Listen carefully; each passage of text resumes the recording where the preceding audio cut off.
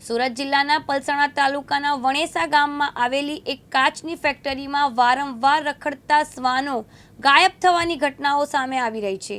આ મામલે આજે 5 જૂન 2025ના રોજ ફેક્ટરીના માલિકે સીસીટીવી કેમેરાની ફૂટેજ તપાસમાં ચોંકાવનારું સત્ય સામે આવ્યું છે।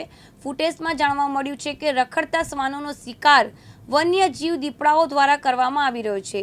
આ ઘટનાની જાણ ફેક્ટરીના માલિકે તાત્કાલિક પલસાણા વન વિભાગના કર્મચારીને કરી હતી। આ ઉપરાંત ફ્રેન્ડ ઓફ એનિમલ વેલફેર ટ્રસ્ટને આ અંગે જાણ કરવામાં આવી હતી। ઘટનાની ગંભીરતાને ધ્યાનમાં રાખીને વન વિભાગ અને ટ્રસ્ટની ટીમે તાત્કાલિક પગલાં લેવા રાત્રે ફેક્ટરીની આસપાસના વિસ્તારમાં મારણ માટે પાંજરું મૂકવામાં આવ્યું છે, જેથી દીપડાઓની પકડી શકાય। અને વન વિભાગના અધિકારીએ જણાવ્યું હતું કે આ વિસ્તારમાં દીપડાઓની હાજરી એક ચિંતાનો વિષય છે અને તેમની ટીમ સ્થાનિક લોકોની સલામતી અને વન્યજીવોના સંરક્ષણ માટે સંપૂર્ણ પ્રયાસ કરી રહી છે।